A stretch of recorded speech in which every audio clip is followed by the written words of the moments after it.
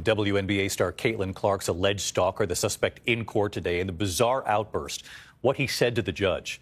Here's Ariel Reshef. Tonight, the man accused of terrorizing WNBA Rookie of the Year Caitlin Clark for weeks with threatening and sexually explicit online messages appearing in court. Morning, Mr. Lewis. Guilty as No.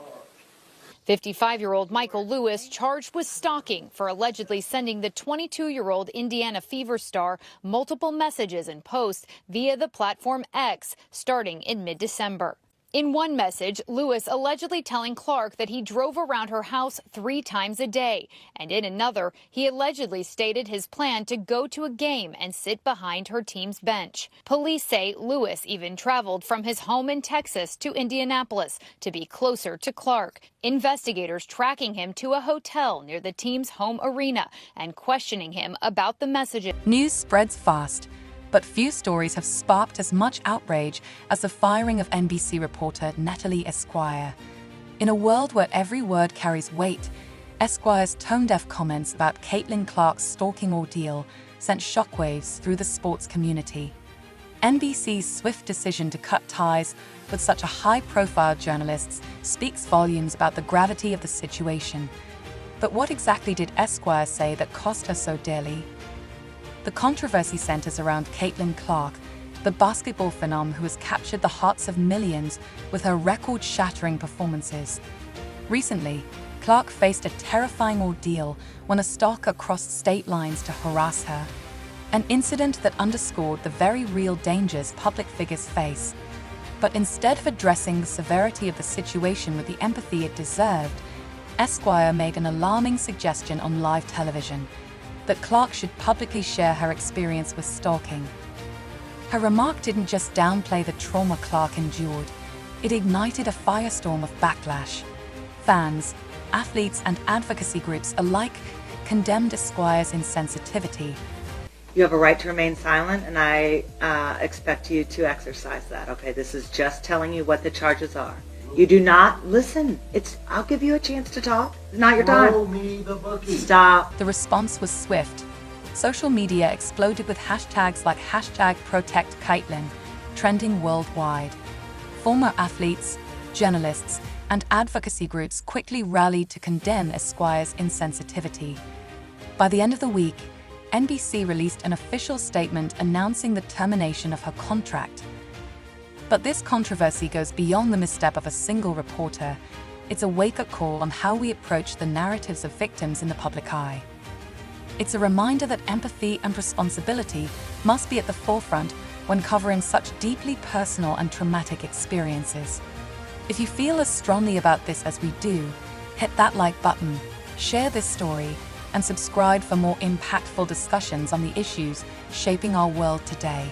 Here's Clark driving in for 2. Caitlin Clark isn't just a basketball player. She's quickly becoming an icon. But behind her breathtaking three-pointers and the roar of the crowd is a story of incredible resilience. Recently, Clark found herself the target of a dangerously obsessed fan who didn't just cross boundaries, he obliterated them. The stalker, a man from Texas, bombarded her with countless obsessive tweets, some professing his love, others fixating on her appearance and intelligence. This harassment went far beyond social media.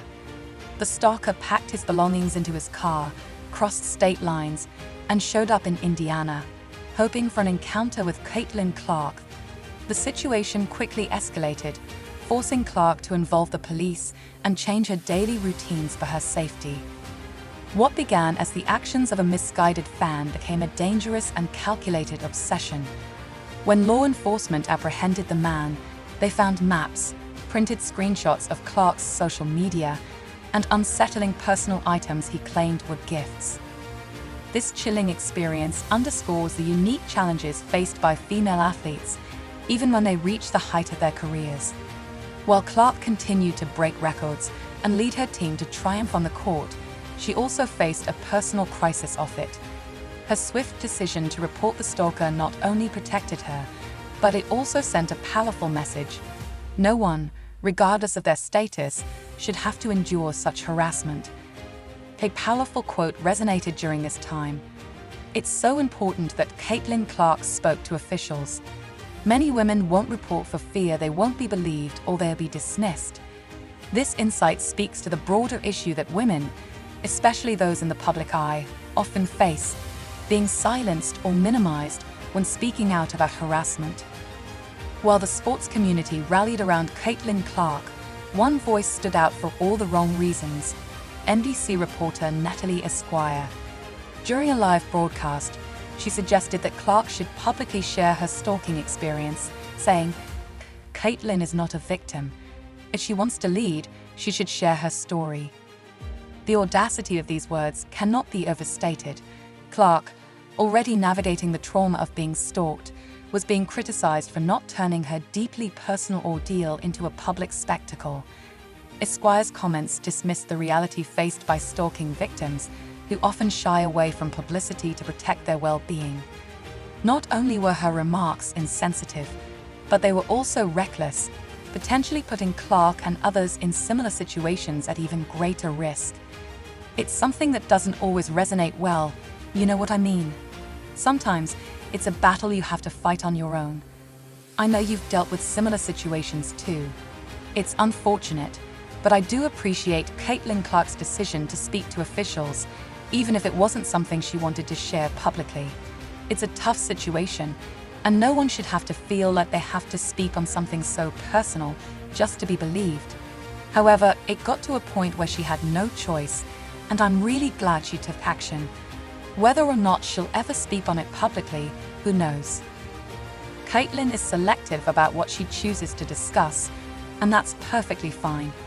I don't expect her to open up about this, but I do hope she does, as it could be incredibly empowering for other women. I completely understand your sentiment. Like you said, Caitlin has always been careful about what she chooses to discuss, and this is definitely something she may not want to publicly address, and that's absolutely okay. I wasn't criticizing her for that. Esquire's co-hosts immediately tried to smooth things over, visibly uncomfortable with her comments. One even pointed out that speaking out during an ongoing investigation could compromise Clark's safety and the legal proceedings. However, the damage was done. Within hours, clips of Esquire's comments went viral, sparking a massive backlash. Caitlin Clark's impact goes far beyond this controversy. She was named Time Athlete of the Year, and it's no surprise. She had an outstanding rookie season, elevating the WNBA and women's sports as a whole. From breaking records to becoming a trailblazer, Caitlin continues to lead the charge for women in sports. This recognition is well-deserved, but what Esquire said is a reminder that sometimes women athletes are unfairly expected to share their trauma publicly. NBC wasted no time responding to the outrage surrounding Esquire's remarks. Just 48 hours later, the network issued a statement announcing her termination. "We are committed to the safety and privacy of athletes." Comments suggesting that victims should disclose their trauma publicly do not reflect our values. The decision was met with widespread approval from advocacy organizations that support the rights and well-being of athletes. Stalking victims praised NBC for taking a firm stand against victim-blaming language. Sports organizations, including the NCAA and WNBA, also commended the network's swift response, but this incident sparked a larger conversation about the responsibilities of journalists when covering sensitive issues. Some argued that Esquire's comments were a simple mistake, while others pointed to a troubling trend of sensationalism in sports media, where controversy is prioritized over empathy.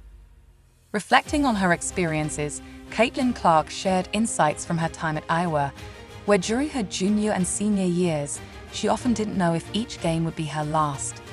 This uncertainty shaped her approach to her career and her resilience. "You don't want it to end," she explained. "You want to keep showing up, practicing, and playing for your team.